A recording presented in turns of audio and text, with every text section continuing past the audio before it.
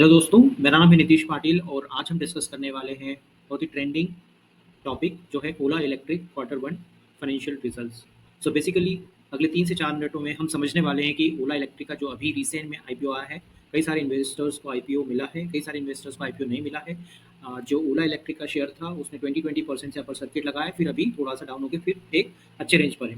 सो आगे क्या करना है, अभी कल बाइक लॉन्च होने वाली है ओला की एंड आज ही क्वार्टरली रिजल्ट्स आए हैं। हम समराइज करेंगे, अंडरस्टैंड करेंगे कि हमें अभी होल्ड करना है शेयर्स को, नहीं खरीद सकते नहीं खरीद सकते हैं। यहाँ एक छोटा सा व्यू पॉइंट की हम अंडरस्टैंड करने की कोशिश करें, कंपनी का टारगेट क्या है, क्या उसका ग्रोथ पर्सपेक्टिव है, कंपनी अभी कहाँ पर पैसा खर्च कर रही है और कितनी बाइक सेल हो रही है। सो बेसिकली यहाँ पर आप देख सकते हो 1718 करोड़ का यहाँ पर टोटल इनकम हुआ है, ईयर ऑन ईयर 34% इंक्रीज हुआ है।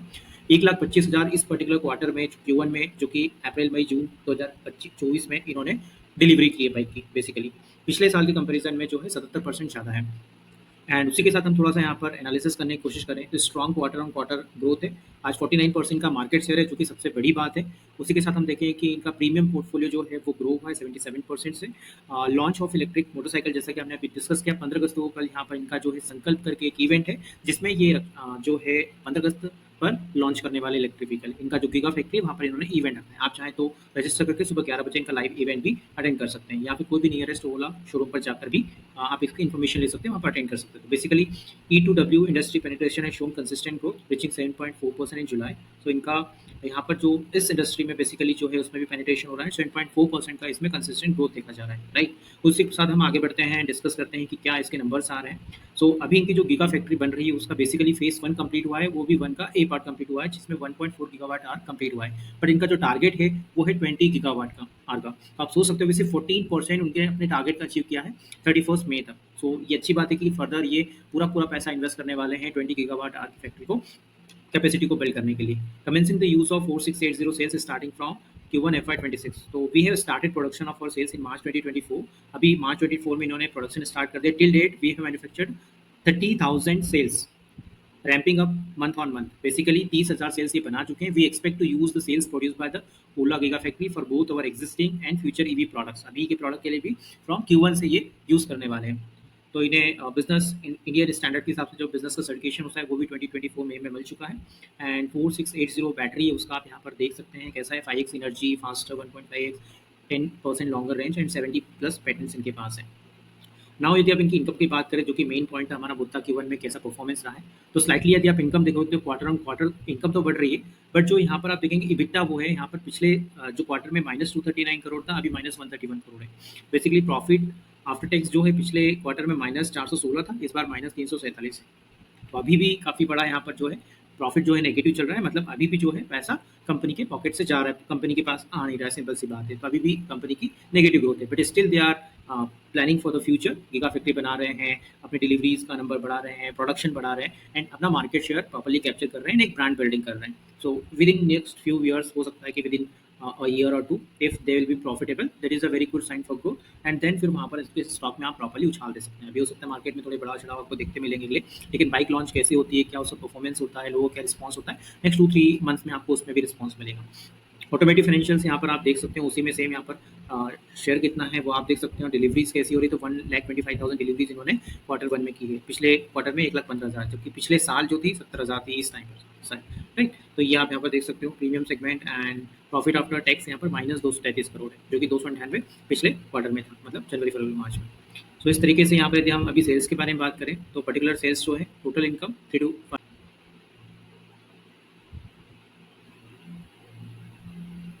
हेलो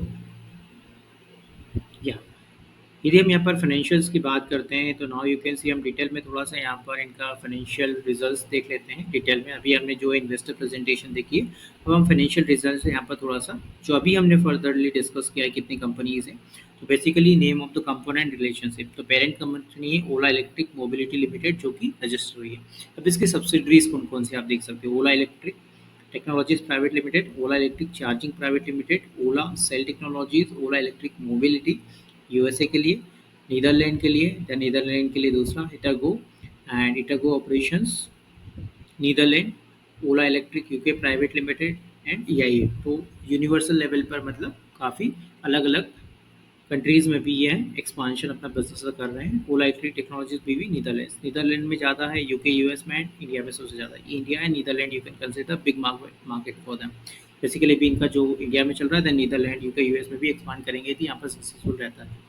अब बात करते हैं इनकम की। जैसा भी हमने डिस्कस किया लास्ट क्वार्टर यहाँ पर जैसे था कि मार्च 31 2024 ना लास्ट क्वार्टर था फाइनेंशियल ईयर 2024 का। तो वहाँ पर जो इनका टोटल था इनकम था 1671 करोड़ था, जो कि यहाँ पर 1718 करोड़ इस फाइनेंशियल क्वार्टर के लिए हो चुका है। लास्ट ईयर सेम पीरियड में जून क्वार्टर में जो ये उनका था तो वो 1200 था, मतलब 1217 500 करोड़ का रेवेन्यू बढ़ा है।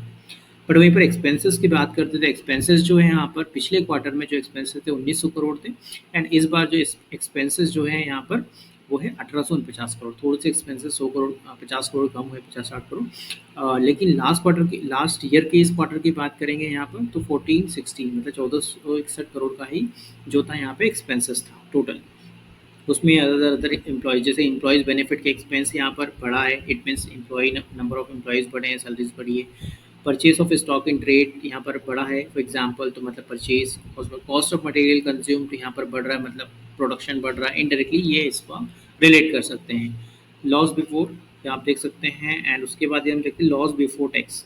तो loss before tax it means कि यहाँ पर प्रॉफिट तो है नहीं, तो इसको डायरेक्टली लॉस बताया जा रहा है। It is 347 for this particular quarter. Last quarter में 416 था, उससे कम हुआ है। लेकिन इसके पिछले साल वाले पिछले फाइनेंशियल में यहाँ पर 267 था, जिससे ज़्यादा यहाँ पर लॉस अभी है। तो फिलहाल हम एक्सपेक्ट कर रहे हैं कि may be next 3 to 4 quarters उनको लगेंगे नेट प्रॉफिट जनरेट करने में। जस्ट हम एक एग्जांपल ले सकते हैं लाइक जोमेटो, जहाँ पर कुछ आईपीओ आने के बाद में आप 2 साल लग गए लगभग, उसके बाद में थोड़ा सा प्रॉफिट यहाँ पर मार्जिन पॉजिटिव हुआ है, प्रॉफिट में गई कंपनी। वैसे यहाँ पर भी आप 1 साल और एक्सपेक्ट कर सकते हैं, मे बी 1 साल 6 महीने 2 साल, एंड देन जैसी कंपनी प्रॉफिटेबल होती है देन उसके बाद में फिर यहाँ पर और इसमें आप ग्रोथ और अच्छी एक्सपेक्ट कर सकते हैं, शेयर में भी कंपनी में भी। बट अभी कंपनी का पूरा फोकस है प्रोडक्शन बढ़ाना, मार्जिन बढ़ाना, उसका नंबर ऑफ शोरूम्स बढ़ाना, एक्सपीरियंस सेंटर्स बढ़ाना, मार्केट शेयर बढ़ाना और क्वालिटी एक्सपीरियंस बढ़ाना। एंड जैसे ही फिर यहाँ पर सर्विस सेंटर्स पे भी वर्क होगा, उसके हिसाब से यदि मार्केट में एक ब्रांड बन जाए, ऑलरेडी ब्रांड है बट एक अच्छे लेवल पर और इलेक्ट्रिक में नंबर 1 है, एंड देन धीरे धीरे ग्रोथ हम एक्सपेक्ट कर सकते हैं। तो लॉन्ग टर्म के हिसाब से इट इज़ कंसिडरिंग, मैं खुद इसमें इन्वेस्टर लॉन्ग टर्म के हिसाब से काफ़ी अच्छा है। एंड जिनको आईपीओ मिला है वो भी इसको होल्ड भी कर सकते हैं, एंड साथ में इसको चाहे तो 50-50 आधा होल्ड करके आधा सेल भी कर सकते हैं प्रॉफिट में, अदरवाइज थोड़े टाइम के लिए होल्ड। मैं तो अभी होल्ड करूँगा, मैंने बेसिकली सेल कर रहा हूँ, यदि मेरी अपनी बात करूँ तो इसको आप भी कंसिडर कर सकते हैं। अपना डिसीजन एक सोच समझ कर अपने पोर्टफोलियो के अकॉर्डिंग, परसेंटेज रिस्क एबिलिटी के अकॉर्डिंग आप ले सकते हैं। मेरा रिस्क एपिटाइट ज़्यादा है, उसके अकॉर्डिंग मैं इसको थोड़ा सा होल्ड भी कर सकता हूँ, देख भी सकता हूँ ग्रोथ पर्सपेक्टिव से। एंड वहीं पर जैसे मुझे यहाँ पर थोड़ा सा नंबर्स में नेक्स्ट क्वार्टर्स में यदि नंबर ऑफ बाइक्स इंप्रूव होती है, डिलीवरीज इंप्रूव होती है, शोरूम इंप्रूव होते हैं, ओवरऑल चीज़ों में इंप्रूवमेंट नजर आता है, देन वी कैन कंसिडर कि हाँ मैंने जो होल्ड किया वो प्रॉपर्ली सही जा रहा है, अदरवाइज वी कैन मेक और change the decision answer. So ये था आज का हमारा discussion. Thank you so much for watching, and please यदि आप यहाँ तक आए हैं तो hit like and subscribe as well. And कुछ सजेशन हो इस चैनल के लिए तो आप कमेंट में सजेशन भी दे सकते हैं, कुछ क्वेश्चन हो तो पूछ सकते हैं, डेफिनेटली आपको उसका जवाब भी मिलेगा। एंड कुछ वीडियोज़ की आपकी रिक्वेस्ट है तो वो भी हम कंप्लीट कर सकते हैं। Again thank you so much and subscribe this channel. Thank you very much.